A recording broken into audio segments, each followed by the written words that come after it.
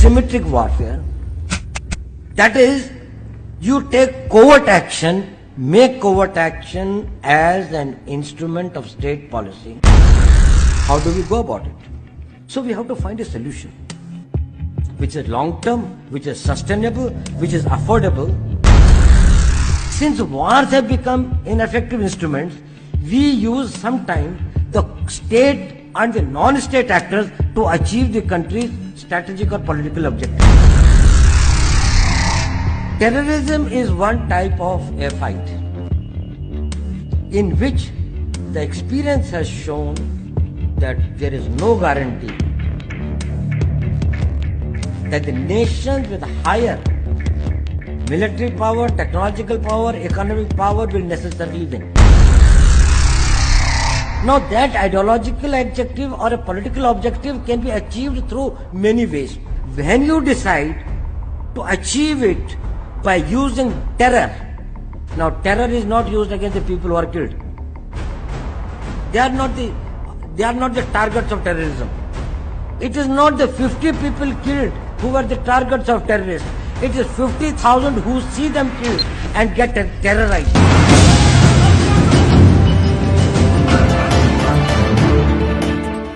Welcome to Tactical Talk. This is Zain Khan. Today the topic of our show is the hybrid war on Pakistan and regional security. In our upcoming shows, we will explain to you in detail the different dynamics and layers of the hybrid warfare. But let's get back to the topic of the hybrid war in Pakistan and regional security. The guest of our show is Muhammad Athar Javed, the Director General of Pakistan House, and also a senior geopolitical analyst. Welcome to our show, Muhammad Athar Javed. This is Zain Khan. It's a pleasure to have you on Tactical Talk. Thank you very much, Zain. Pleasure to be here. Muhammad Athar Javed, let's get to the first question. What do you think about Pakistan's counter-terror strategy? As you know that since 9/11, Pakistan has been at the forefront to fight against international terrorism. Pakistan actually basically supported every initiative that was taken by the United States and international community, including NATO in Afghanistan. What happened was that since Pakistan supported comprehensively, but the reflection and whatever the consequences of those, the militant and terrorists were, they came just on Pakistan.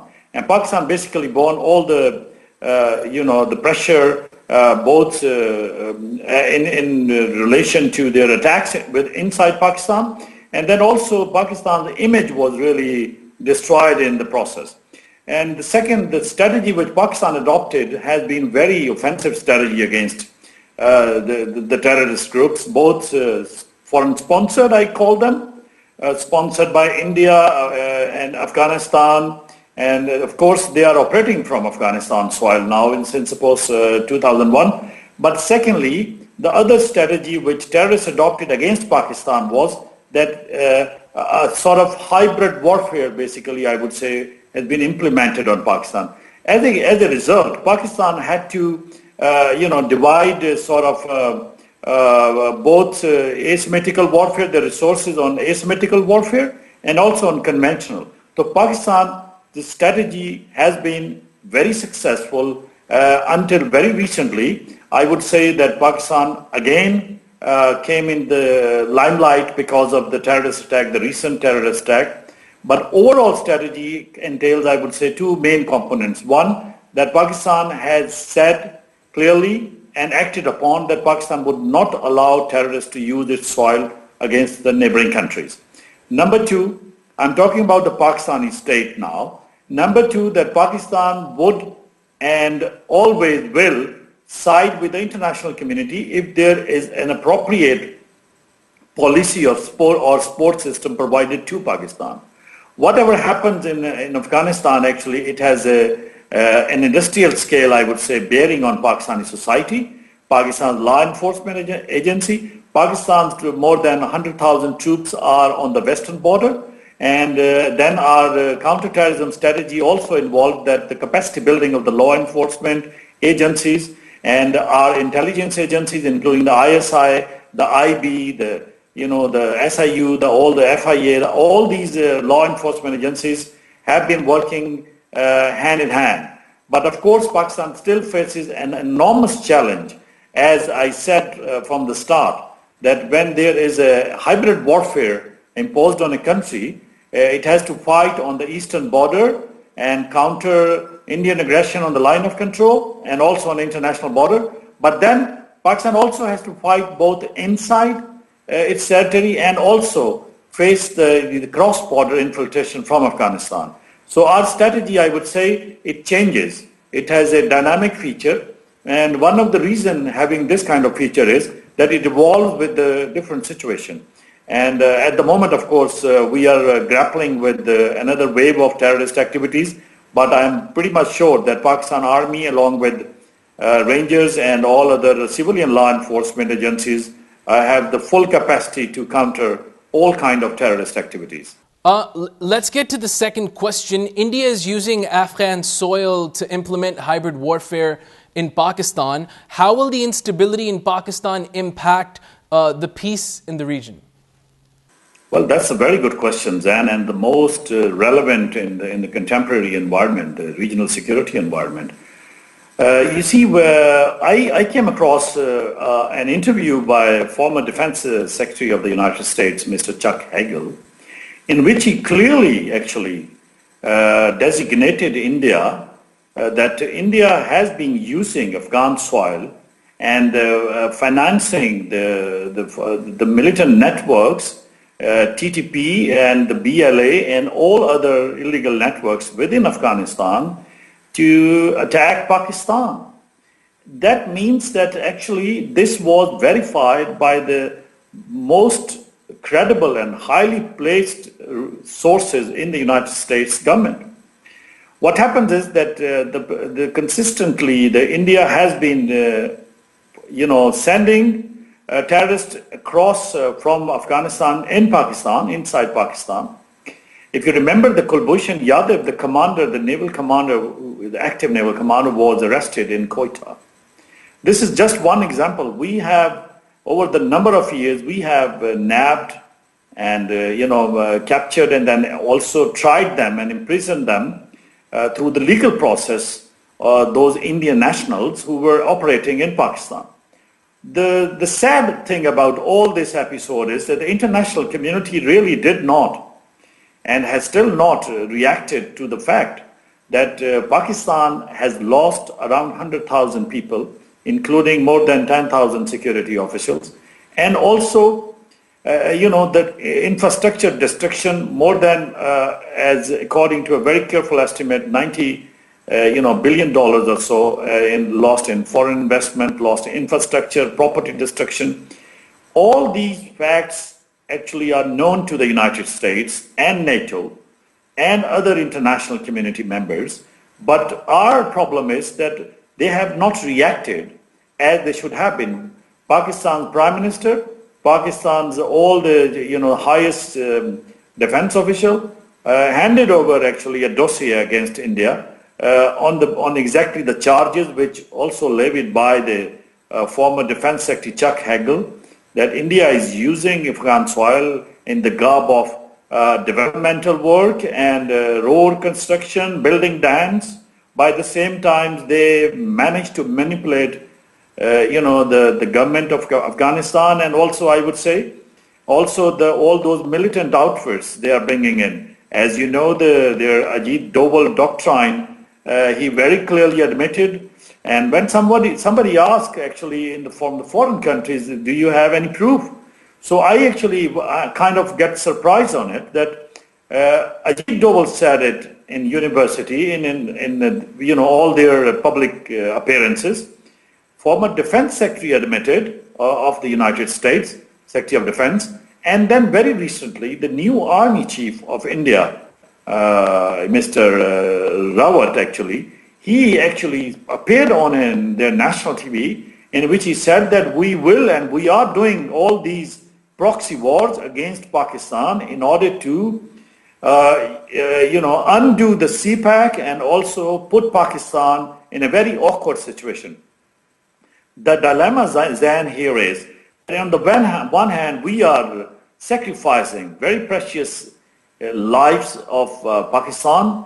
We are losing our international image, and at the same time, then we get to blame actually for all the actions in Afghanistan. The problem in Afghanistan is that all these more than 40 countries alliance basically failed. There were two important things that NATO actually was supposed to do in Afghanistan.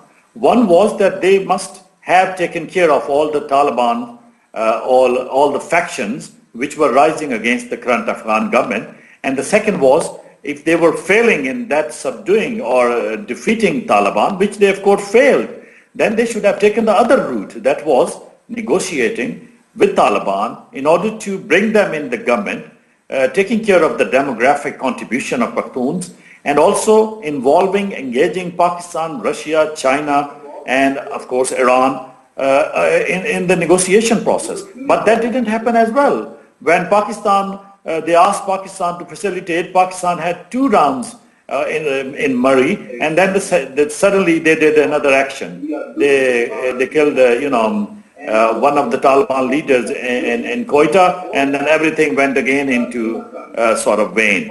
So these are the 2 important things which we need to highlight, that the failures of NATO, and especially the current resolute support mission in Afghanistan, should not be blamed on Pakistan. Pakistan can fight only its own war, which we are doing perfectly fine. We as a single country, under extreme sanctions, as you know, Pakistan has denied the military aid recently, and we have been denied for many other equipments, just to even in the field of counterterrorism. Still, Pakistan is the only country which very successfully fought against the most modern asymmetric warfare and defeated the terrorists. We are on the course, of course. We have not comprehensively won against the terrorists, but it is my hope that Pakistan, as I said, Pakistan Army and the government and all the people of Pakistan are resilient, and we are going to defeat all those foreign-sponsored and homegrown terrorist networks. Let's get to the third question. Operation Zirbayaz successfully neutralized thousands of militants and destroyed their command and control. How Pakistan, along with its allies and NATO forces, establish peace in the region? Well, it's a great question, actually, Zain. You really, I would say, hit the nail. The idea was and is that Pakistan, as did in the past, seeks multilateral cooperation in terms of regional stability. Pakistan is willing to work with India, with Afghanistan, with NATO member states. On the front of the NATO, Pakistan has offered many times that as we have the checkpost on our side, the re-establishment of checkposts on other side would be very beneficial for both the countries. And the second NATO can do is that since the number of the soldiers are reduced in Afghanistan now, it's only resolute support mission, it's helping Afghan National Army. I would say the best suggestion would be to, border management on our side and also on Afghan side. There must be some sort of fencing or management control or a border control. Look what is happening in Europe, for example. Despite of the visa relaxation, there is and there are lots of checkposts which manage the border. Our problem is that the terrorists cross from Afghanistan into Pakistani territory, attack, and then they return. In recent attacks happened the same. The only thing Pakistan can do is Pakistan cooperates, has been supporting NATO in establishing peace, but it's 2 to tango. It's not possible for Pakistan to do the homework alone. The practical steps then are, number 1, the NATO must convince Afghanistan's government, Afghan government, to cooperate with Pakistan in fencing the border. When they are getting visa to enter in Pakistan, the Durand line should be a proper border. So the second point, which is a really practical step, is sharing of intelligence. NATO should share intelligence on TTP and all that leadership which is hiding in Afghanistan, in Kunar province, in other parts, and they are attacking. So these are the 2 practical steps which NATO and Afghan governments should consider taking. Let's get to the last question. The CPEC and strategic partnership between Pakistan and China has affected the way India perceives Pakistan's geostrategic location. Do you think India would continue to impose CPEC or may be able to play a positive role in the region? Well, I think the CPEC question is really very open. Pakistan's progress towards establishing an economic zone and the Chinese policy of one belt, one road is going to benefit the entire region and the world community at large. And the problem is that India is not reconciling with the fact that Pakistan and China's strategic partnership is for both these countries, not against India. The day India got out of this, this fantasy that as we are planning everything, whatever our business plans are against India is not true. Then the second question which is very difficult to answer at the moment, is that why India intends to destroy Pakistan's internal stability when India pretty much know that they have in their own country more than 16, 17 or maybe 20 insurgencies are underway. So the CPEC can be looked at through the prism of a stable business opportunities for the region, for the entire region, including India. And actually Pakistan, as a pragmatic Pakistani, I would say that Pakistani government and Pakistan army also offered India, also Iran, that they can join actually rather CPEC, and they should benefit from the world's, the most I would say, flourishing opportunity in terms of Pakistan's deep seaport, Gwadar port, and also the idea that this venture in the end would connect all the Central Asian states and going to Europe and Turkey. So I think basically, I hope, it is my hope, I would say, I can't say categorically, that India would come to terms with what is happening in Pakistan. The prospered Pakistan is in the interest of India and international community. A stable Pakistan would definitely help stabilize the Afghanistan and beyond the region. But if India continues to engage in these activities of establishing illegal intelligence network in our country and imposing hybrid warfare, then of course there are times which would definitely convince Pakistan and China to take action. And I can assure you that Pakistan on its side offering a peace opportunity to India, and India should benefit from the dividend of CPEC. But if she continues to oppose it, then the result would be very different for India, because if India likes to become a world power and become a part of the international community or a member of the elite club, it won't happen until and unless realize the reality that Pakistan is here to stay, and Pakistan is an emerging economy in the region and internationally. Thank you so much, Muhammad Athar Javed, for being on Tactical Talk. It was a pleasure having you. Thank you very much, Zain. Very nice to be with you. This is Muhammad Athar Javed, the Director General of Pakistan House. We were discussing the hybrid war in Pakistan and regional security. Until the next episode of Tactical Talk, this is Zain Khan. Take care and goodbye.